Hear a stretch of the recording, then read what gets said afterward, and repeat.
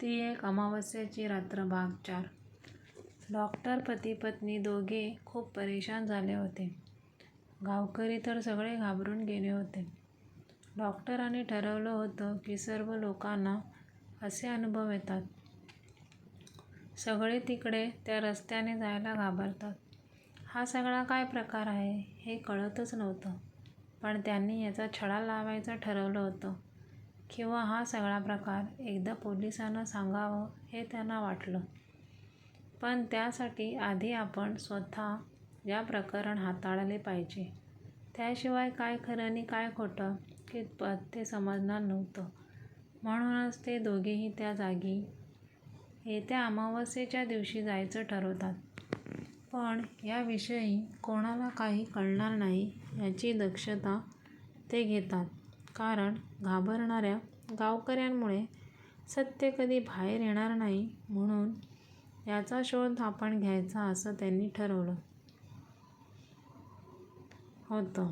डॉक्टरांचं गावातील कामही छान चालू होतं.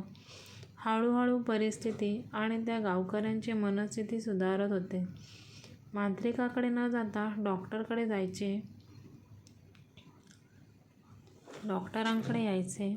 पण हे नवं संकट गावावर आलेलं आणि ती 2 भूतं त्या जंगलात वास्तव्याला असतील का हे आपण बघायचं असं त्यांनी ठरवलं होतं. 4-5 दिवस गेले. त्याने केलेल्या प्लॅन प्रमाणे आज अमावस्येची रात्र होती. सगळीकडे काळाकुट्ट अंधाराच अंधार. कोणीही बाहेर दिसत नव्हतं. सगळे गावकरीही झोपले होते. तशी अमावस्या म्हटलं की सगळे घाबरून असायचे. हीच ती वेळ. म्हणून डॉक्टर आणि त्यांची पत्नी जेवण वगैरे झाले. आता ते बॅग आणि टॉर्च घेऊन ते दोघे न घाबरता जंगलातील वाट चालत होते. खूपच अंधार असल्यामुळे त्यात रातकिड्यांचा आवाज आणि अधूनमधून येणाऱ्या झाडाझुडपांचा पानांचा आवाज आणि मध्येच काहीतरी पडल्याचा आवाज. त्यामुळे डॉक्टरांच्या पत्नीला भीती वाटायला लागली होती. दोघेही पुढे पुढे जात होते. पण अशा वातावरणात डॉक्टरांची पत्नी घाबरलेली होती. तेव्हा डॉक्टर तिला धीर देतात, शांत राहायला सांगतात आणि तिला पिण्यासाठी थोडंसं पाणी देऊन दोघेही पुढची वाट चालू लागतात. खूप पुढे आले होते, पण त्यांच्या नजरेला काही दिसलं नव्हतं. थोड्या अंतरावर गेल्यावर त्यांना कसला तरी ओरडण्याचा आवाज आला. तो आवाज नक्की कुठून येतोय याचा कानोसा घेण्यासाठी डॉक्टर थोडे पुढे गेले असता त्यांची पत्नी मागेच राहिली. त्यांना वाटलं ती चालत आहे आपल्या मागे, म्हणून त्यांचं लक्ष आज फक्त त्या भुतांना शोधण्यातच होतं. खरंच त्यांचं अस्तित्व आहे का हे त्यांना बघायचं होतं. पण तेवढा त्यांना सरपटण्याचा आवाज आला. कोणीतरी आपल्या मागे मागे येते असं डॉक्टरांच्या बायकोला जाणवत होतं. अचानक त्यांच्या पायाला कोणीतरी पकडले असं वाटून त्या जोरात खाली पडल्या. त्यांना पडल्यावर थोडंसं डोक्याला लागलं. त्यांनी आपल्या नवऱ्याला आवाज दिला. तसे डॉक्टर मागे पाहतात तर काय, त्यांची बायको पडलेली.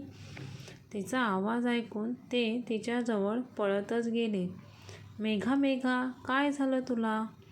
तशीच ती शुद्धीवर नव्हती. त्याने तिच्या तोंडावर पाणी शिंपडलं. तशी ती शुद्धीवर आली. थोडीशी घाबरल्यामुळे तिची ही अवस्था झाली असावी हे त्यांच्या लक्षात आलं. मेघा उठल्यावर डॉक्टरांना आपल्या पतीला घरी जाऊया म्हणाली. हो, तू शांत हो आधी. घाबरू नको, मी आहे ना सोबत तुझ्या. नवऱ्याने असे म्हणतात ती म्हणाली, तुम्ही शांत बसा ना, बोलू नका. त्याला कळेल आपण इथे आहोत ते. तर डॉक्टर, कोणाला कळेल? तू काय बोलत आहेस? कळतंय काय तुला? मेघा, अहो खरंच आहे. ते भुतांचा वावर मला जाणवला आत्ताच. मला ना कोणीतरी पायाला पकडल्यामुळेच मी पडले.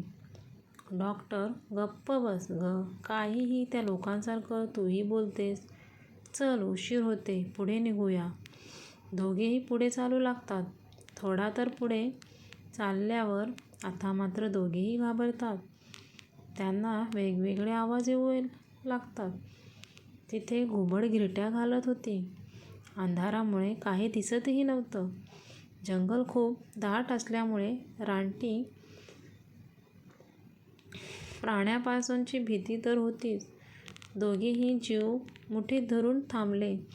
आता मात्र त्यांची पावले अडखळली. त्यापुढे 2 काळ्या आकृत्या त्यांना दिसल्या. खूप भयानक दिसत होते ते दोघं. हे पाहून ते दोघेही प्रचंड घाबरले. डॉक्टर त्यांचा पाठलाग करण्यासाठी पुढे चालले होते. तेव्हा वातावरणात अचानक बदल झाला. सोसाट्याचा वारा सुटला होता. मेघा खूप घाबरली होती. त्या 2 काळ्या आकृत्या जवळजवळ येत होत्या. तसं दोघेही घाबरले. पावले जागीच अडखळली. या 2 काळ्या आकृत्या जवळजवळ येत आहेत. जवळजवळ येत होत्या. तशी मेघा अजूनच घाबरली. चला ना, आपण घरी जाऊया. मला खूप भीती वाटते. डॉक्टर तिला शांत राहायला सांगतात. मेघा घाबरल्यामुळे त्या 2 आकृत्या कुठे गायब झाल्या हे काही समजलंच नाही. दोघेही त्यांना शोधत होते. आजूबाजूला कुठे दिसतात का? अंधारात काही दिसतच नव्हतं. चित्रविचित्र आवाज मात्र जंगलात कानी पडत होते. मेघा आज नकोच पुढे जायला म्हणत होती. पण डॉक्टर तिला सांगत होते की मी सोबत आहे ना, तू घाबरू नकोस. गावकऱ्यांना या संकटातून सोडवण्याचे आपल्या नवऱ्याची तळमळ तिला स्पष्ट दिसत होती. त्यामुळे नकार न देता ती पुढे त्यांच्यासोबत चालत राहिली. बराच अंतर चालत आल्यावर त्यांना त्या जंगलात एक झोपडी दुरून दिसली. तसे ते दोघे यांना भूताविषयी ठाऊक असेल म्हणून त्या झोपडीच्या दिशेने हळूहळू पावलं टाकत जातात. झोपडीजवळ ते दोघे गेले असता त्यांना आजूबाजूला काही दिसत नव्हतं. झोपडीतून त्यांना दोन व्यक्तींच्या बोलण्याचा आवाज ऐकू येत होता. मेघाच्या मनात तर वेगळेच विचार यायला लागले होते. कदाचित ते 2 भूतच तर नसतील ना? तेव्हा डॉक्टरांनी तिला खुणावलं, आपण आज जाऊया. तसेही मला खूप तहान लागली आहे. आपण पाणी पिण्यासाठी जाऊया. यांच्याकडून आतून बोलणाऱ्या व्यक्ती खूपच हळू आवाजात बोलत होत्या. डॉक्टर आणि मेघा दार वाजवतात. आत कोणी आहे का? पाणी मिळेल का प्यायला? आतमधून येणारा आवाज शांत झाला. क्षणभर काय चाललंय काय समजलंच नाही. क्षणार्धात आतून घोगऱ्या आवाजात कोणीतरी बोलायला लागला. कोण आहात तुम्ही आणि इथे काय करता? तुम्हाला माहिती आहे का, इथे या झोपडीत येणारा मनुष्य परत जाऊ शकत नाही. अजून मोठा आवाज आला. तेव्हा हे सगळं ऐकून मेघा आणखीनच घाबरली. हो, चला निघूया इथून. हे ते 2 भूतच आहेत वाटतं. डॉक्टरांनी मेघाला शांत राहायला सांगितलं. डॉक्टरांनी मोठ्या आवाजात म्हटलं, तुम्ही कोण आहात? जरा बाहेर येऊन दाखवा, आम्हालाही कळू द्या. तसा तो आवाज अजूनच वाढला. खाडकन दार उघडला जातो. जोराचा वारा सुटला होता. तशा त्या 2 काळ्या आकृत्या बाहेर येतात. खूप विचित्र दिसत होत्या. त्यांच्याकडे पाहूनच येत होती वेगाने तर नाकाला हात लावला. खूप विचित्र दिसत होत्या. त्यांच्याकडे पाहूनच किळस येत होती. तिने नाकाला हात लावला. पण डॉक्टर घाबरले नाही. त्यांना काहीतरी शंका आली. डॉक्टरांनी त्यालाच हात लावून विचारलं, तुम्ही दोघं कोण आहात? तसे तेही घाबरले होते. पण त्यावेळास त्यांनी आपली सगळी शक्ती एकवटली आणि देवाचं नाव घेऊन त्या दोघांची लढायचं ठरवलं. डॉक्टरांनी त्याला हात लावला तेव्हा त्याच्या हाताला काळा रंग लागला.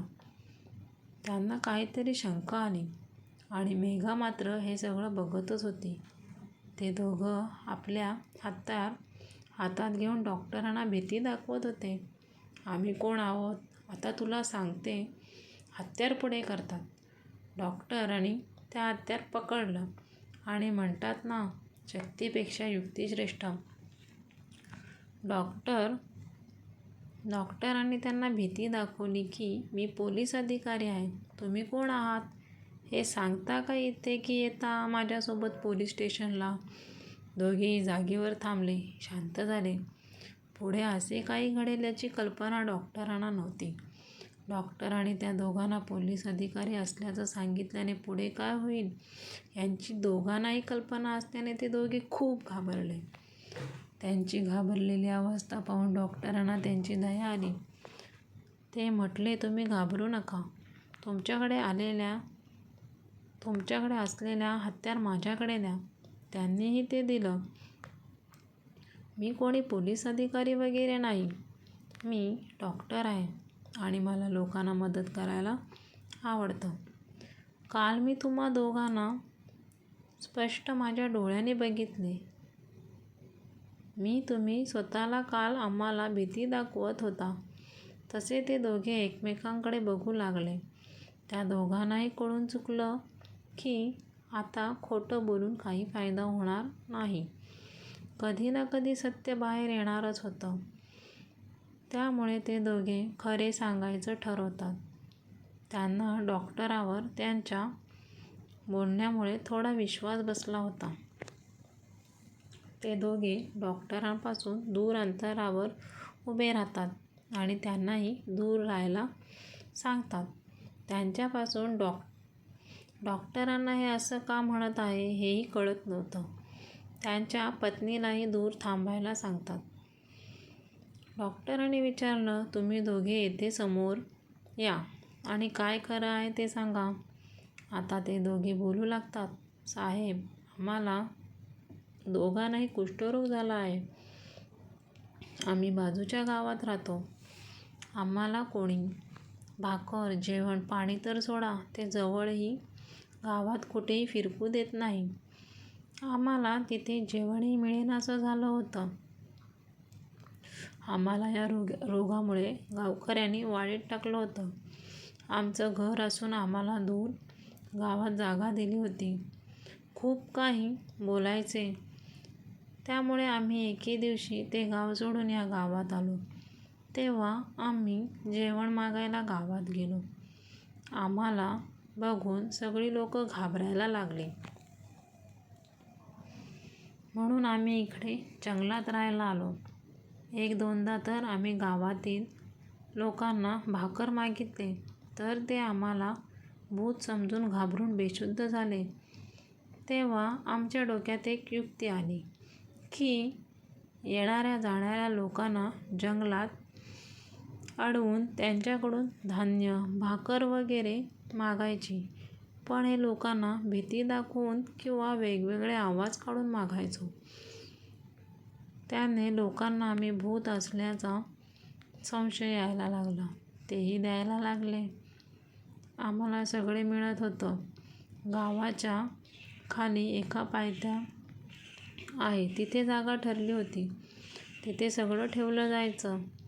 अमावास्येच्या रात्री आम्ही दुसऱ्या दिवशी उजेडाच्या आत ते सगळं घेऊन यायचो. यावरच आमची गुजराण चालायची.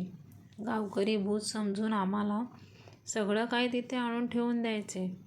हे सगळं ऐकून डॉक्टर तर थक्कच झाले. तुम्ही दोघांनी जे काही केलंय तो मार्ग चुकीचा आहे. डॉक्टर साहेब, आमची मजबुरी होती. आम्ही तरी काय करणार होतो. तुम्ही आम्हाला समजून घ्या.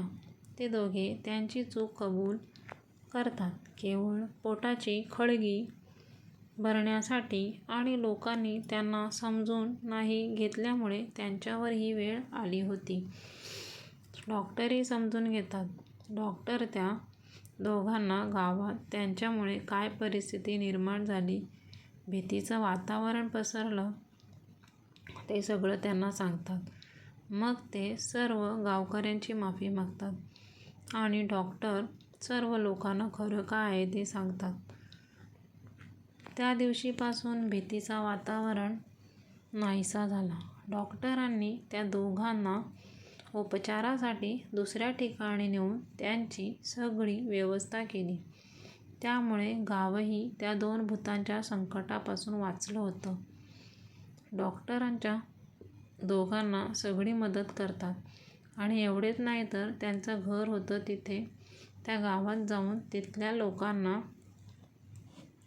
कुष्ठरोगाविषयी समजून सांगतात.